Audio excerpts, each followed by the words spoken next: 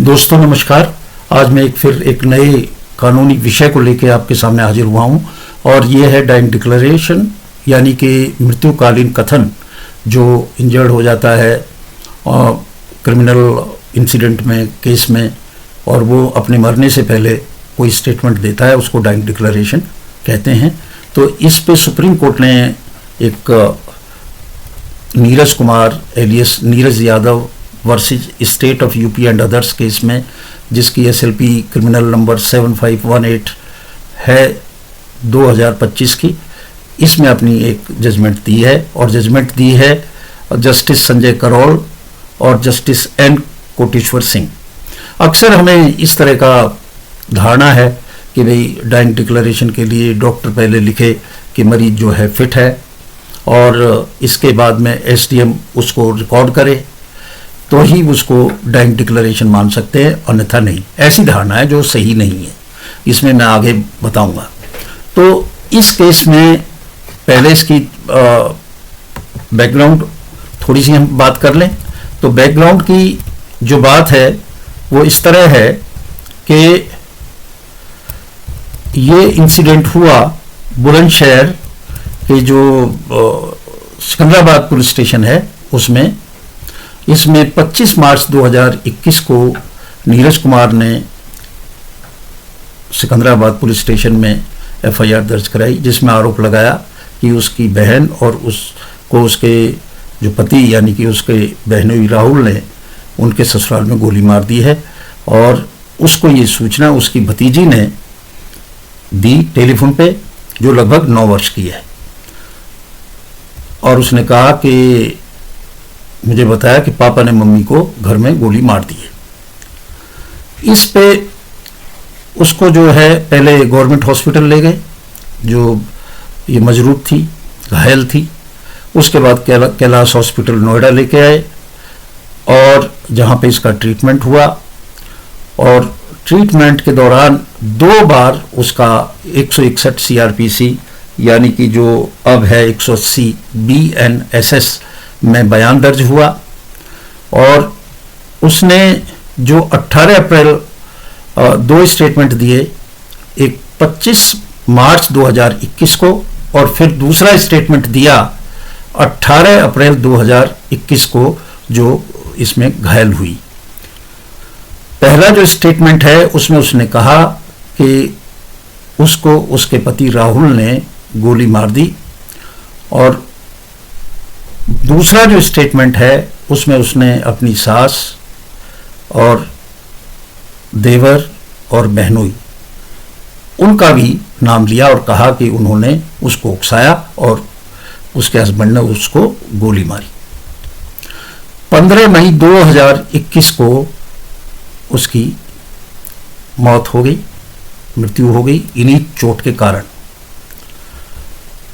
फिर इस पे 20 मई 2021 को जो भाई था उसने SHO को एक दरखास्त दी और कहा कि भाई जो पति है उसके अलावा जो उसके घर के और परिवार के सदस्य हैं उसके बारे में भी उसने कहा है अपने डाइंग डिक्लेरेशन में। जो दूसरा डाइंग डिक्लेरेशन था उनको भी जो है उनके भी अगेंस्ट कार्रवाई की जाए। पुलिस ने दर्ज किया इसके बाद में, परंतु जब चार्जशीट फाइनल की तो वो केवल हस्बैंड के खिलाफ की और जो फैमिली मेंबर्स थे उनके खिलाफ पुलिस ने चार्जशीट दाखिल नहीं की। इसके बाद दाखिल नहीं की चार्जशीट, तो जब मामला कोर्ट में ट्रायल पे आया और चार्ज भी फ्रेम हो गया और 1-2 गवाहों के स्टेटमेंट हो गए, उसके बाद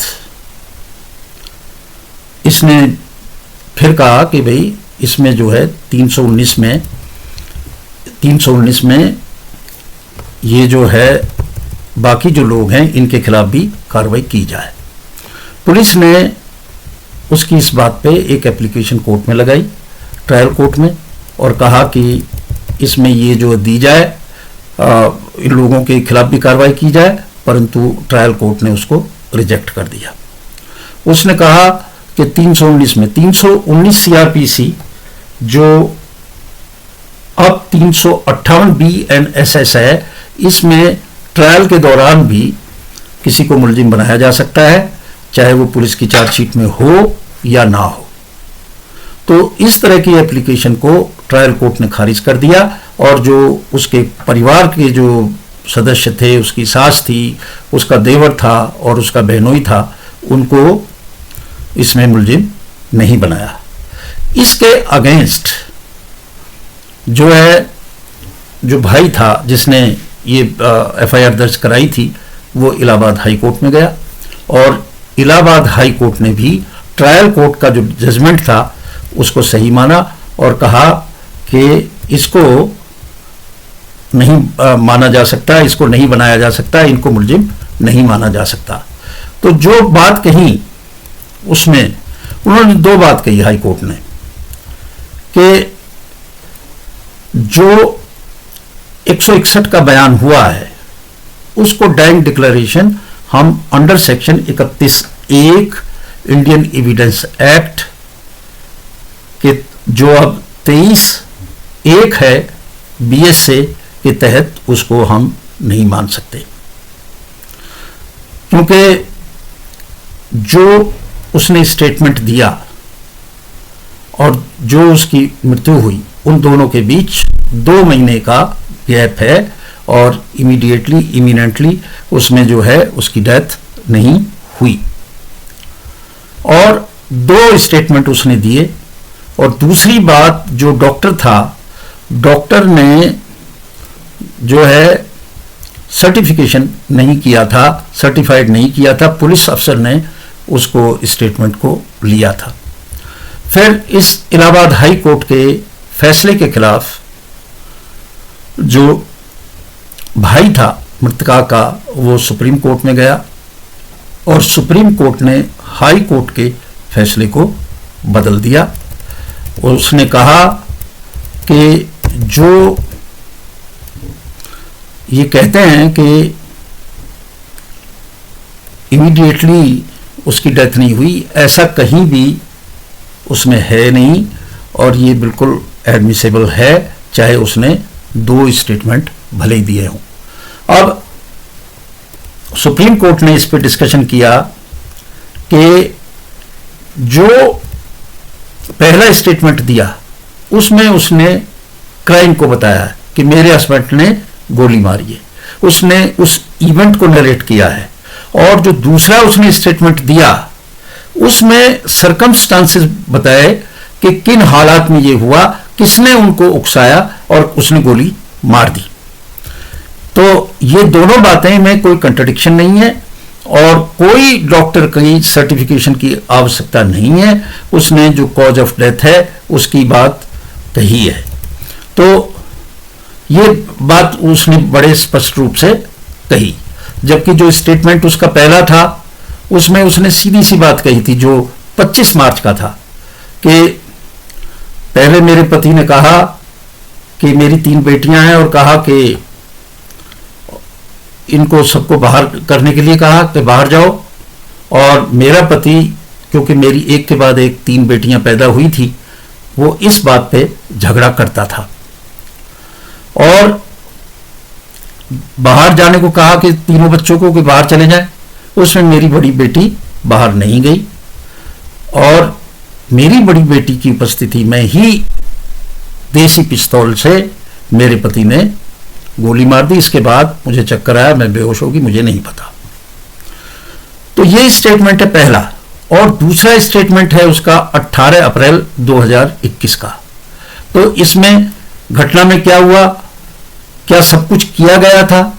जवाब में उसने कहा कि मुझे बंदूक की गोली मारी गई। किसके द्वारा? मेरे पति ने मुझे, मेरे एक नंदोई, मेरी सास और देवर के उकसाने पर साजिश के तहत मुझे गोली मारी।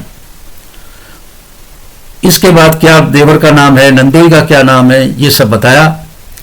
मेरे देवर ने मुझसे कहा कि वह मुझे घर भेज देगा, फिर वह मुझे मार डालेगा। आपकी सास ने क्या कहा? मेरी सास का, उसने सास का भी रोल बताया, सबका, तीनों का। ये जो दूसरा स्टेटमेंट था उसमें बताया। तो सुप्रीम कोर्ट ने कहा कि जो पहला जो स्टेटमेंट है वो इंसिडेंट को बताता है, इंसिडेंट हुआ कैसे हुआ, और दूसरा सर्कमस्टांसेस को, तो कोई कंट्राडिक्शन नहीं इन दोनों के बीच में।